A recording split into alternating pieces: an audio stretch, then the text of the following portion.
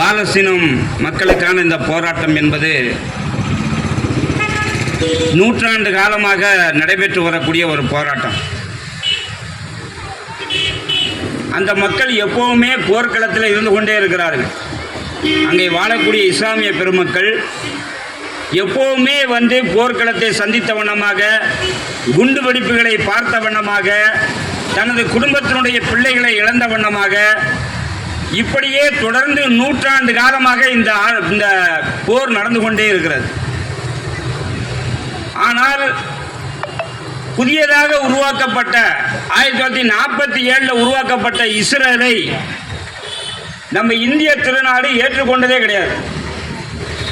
Israel என்கிற நாடை ஐநா உருவாக்குறது பாலஸ்தீன அந்த பூமியை 56% பிரித்து கொடுத்து இஸ்ரேல் என்ற ஒரு நாட்டை யூதர்களுக்காக வழங்கப்படுகிறது. ஆனால் அதனால இஸ்லாமியர்கள் பெருவாரியாக வாழ்ந்த ஒரு நாட்டை யூதர்களுக்கு பிரித்து கொடுத்த காரணத்தினால இஸ்ரேலை பெருவாரியான நாடுகள் ஏற்றுக்கொண்டதே கிடையாது. மகாத்மா காந்தி இஸ்ரேலை ஏற்றுக்கொண்டதே கிடையாது. ஜவஹர்லால் நேரு அவர்கள் இஸ்ரேலை ஏற்றுக்கொண்டதே கிடையாது. நம்ம இந்திரா காந்தி அவர்கள், நரசிம் ராவ் அவர்கள், மன்மோகன் சிங் அவர்கள் இஸ்ரேலை ஏற்றுக்கொண்டதே கிடையாது. முத இந்தியாவில் இஸ்ரேலுடைய தூதரகம் வருகிறது என்று சொன்னால் அது வாஜ்பாயுடைய ஆட்சி காலத்தில் இங்கே இந்தியாவிலே இஸ்ரேலுடைய தூதரகம் வருகிறது. நரேந்திர மோடி ஒரு படி மேல போய் இன்னைக்கு இஸ்ரேலுக்கு ஆயுதத்தை அனுப்புறாரு. யார் மேல கொண்டு போட? இந்தியாவுடைய ராணுவத்தினுடைய ஆயுதங்களை அப்பாவி மக்கள் மீது போட்டு கொல்லுவதற்காக இஸ்ரேலுக்கு அனுப்பி கொண்டிருக்கிறார் நரேந்திர மோடி. இந்த பாரதிய ஜனதாவினர் எப்பேற்பட்ட கொடூரமான பாவிகள் என்பதை நீங்கள் எண்ணிக்கொள்ள வேண்டும். அநியாயமாக அகதி முகாமில் இருந்து கொண்டிருக்கக்கூடிய மக்கள் மீது குண்டை போடுறான், மருத்துவமனையில குண்டை போடுறான்.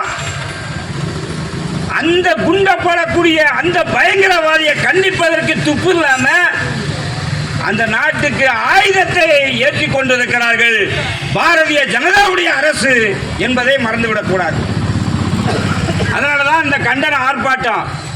நம்ம இந்திய திருநாடு இஸ்ரேலுக்கு ஆயுதத்தை அனுப்பக்கூடாது என்று நாங்கள் சொல்றோம். இஸ்ரேல் என்பது ஒரு பயங்கரவாத நாடு. உலகத்தில் எங்கேயாவது இஸ்ரேலுக்கு நாடுகள் இருந்ததா? யூதர்களுக்கு உலகத்தில் எங்கேயுமே நாடு கிடையாது. ஒரு இஸ்லாமிய பூமியில போய் தங்குவதற்காக இடம் கேட்கிறாங்க.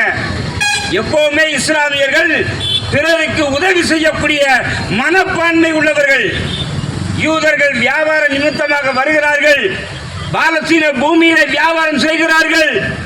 வியாபாரம் செய்து அங்கே இருக்கக்கூடிய நிலங்களை வாங்குகிறார்கள். கொஞ்சம் கொஞ்சமாக வாங்கி வாங்கி இந்த நாடு எங்களுக்கு தான் சொந்தம், நீங்க வெளியேறுன்னு சொல்றாங்க. இப்போ இஸ்லாமியர்களே 96% இஸ்லாமியர்களை நாட்டை விட்டு வெளியேறுங்கிறான். 5% இருந்த யூதர்கள் இன்னைக்கு எங்களுக்கு நாடு வேணும்னு சொல்லி நாடை வாங்கி அந்த இஸ்லாமியர்களை பாலஸ்தீனத்தை விட்டே நீ வெளியேறு என்று சொல்லக்கூடிய ஒரு மிகப்பெரிய கொடூரத்தை இஸ்ரேல் நடத்தி கொண்டிருக்கிறது என்பதை நாம் மறந்துவிடக் கூடாது. சர்வதேச நீதிமன்றம் இஸ்ரேல் பிரதமர் நெதன்யாகுவை பிடிவாரண்டு போட்டு அவனை கைது பண்ணணும் சொல்லி உத்தரவு போட்டிருக்குது. யார் பிடிக்கிறது? சர்வதேச நீதிமன்றமே இஸ்ரேலுடைய பிரதமரை பிடிவாரண்டு பொடுத்தி கைது செய்ய வேண்டும் சொல்லி ஆர்டர் போட்டிருக்கான். இதை யார் நிறைவேற்றுவது தெரியல. அடுத்த ஐநா சபை கண்டனம் தெரிவித்து இஸ்ரேலை கண்டனம் தெரிவித்து இஸ்ரேல் இப்பேற்பட்ட கொடூரத்தை நிகழ்த்துவதை ஏற்றுக்கொள்ள முடியாதுன்னு சொல்லி உடனடியாக போரை நிறுத்த வேண்டும் என்று சொல்கிறார். போரை நிறுத்தினார்களா? போரை நிறுத்தல. ஆனா இங்க உள்ள தொலைக்காட்சிகள் எல்லாம் பாலஸ்தீன மக்கள் போய் இஸ்ரேல்ல குண்டு போடுறதான் காட்டுவான். நிறைய பாருங்க, இஸ்ரேலுக்கு ஆதரவான செய்திகளை தான் சொல்லிட்டே இருப்பான். இஸ்ரேல் பாலஸ்தீனர் மீது குண்டு போட்டாச்சு, அதை போட்டாச்சு, இதை போட சொல்லிட்டே இருப்பான். ஹமாஸ் கட்டுப்பட மாட்டேங்குது. ஹமாஸ்ங்கிற இயக்கம் கட்டுப்பாடு இல்லாமல் குண்டுகளை வீசிக் கொண்டிருக்கிறார்கள். இப்படி எல்லாமே இஸ்ரேலுக்கு ஆதரவான செய்திகளையே சொல்லுவார்கள். ஏன்னா நரேந்திர மோடி கப்பம் கட்டுறான். எல்லா டிவியும் அப்படித்தான். இன்னைக்கு தமிழ்நாட்டில் இருக்கக்கூடிய டிவியா திராவிட சிந்தனையோடு இருக்குன்னு பார்த்தா அவன் கூட பணத்துக்கு அடிமையாயிட்டான். இன்னைக்கு டிவிகள் எல்லாம், இன்னைக்கு தொலைக்காட்சிகள் எல்லாம் இன்னைக்கு மத்திய அரசுக்கு கூஜா தூக்கக்கூடிய வேலையை செய்து கொண்டிருக்கிறது என்பதை நாம் மறந்துவிடக் கூடாது. இந்த நேரத்திலே புளியங்குடியிலே இந்த ஆர்ப்பாட்டத்தை நடத்துகிறோம். சென்னையிலே சைதாப்பேட்டையிலே நடந்து கொண்டிருக்கிறது, திருச்சியிலே நடைபெற்றுக் கொண்டிருக்கிறது, சேலத்திலே நடந்து கொண்டிருக்கிறது. நாடு முழுவதும் ஆர்ப்பாட்டம் நடக்கிறது என்று சொன்னால் நாளை மறுமை நாளிலே அல்லாஹ்விடம் நாம் பதில் சொல்ல வேண்டும். இறைவா, அநியாயமாக கொண்டு குமிக்கக்கூடிய அந்த மக்களுக்காக நாங்கள் குரல் கொடுத்தோம். இறைவா, நாங்கள் குரல் கொடுத்தோம். நம்ம போறதுக்கு அங்கே அனுமதி கிடையாது. இல்லைன்னா அனுமதி மாத்திரம் இந்திய அரசு கொடுத்துச்சுன்னு சொன்னா பாலஸ்தீனத்துக்கு இங்க இருந்து ஏராளமான லட்சக்கணக்கான இளைஞர்கள் அங்கே இஸ்ரேலை ஏற்று போராடுவதற்கு தயாராக இருக்கிறோம் என்பதை நேரத்தில் நாம் சொல்லி வைக்கிறோம். நாங்கள் போறதுக்கு தயாராக இருக்கிறோம், விடுவதற்கு தயாராக இல்லை. அதனால குரல் தான் கொடுக்க முடியும்.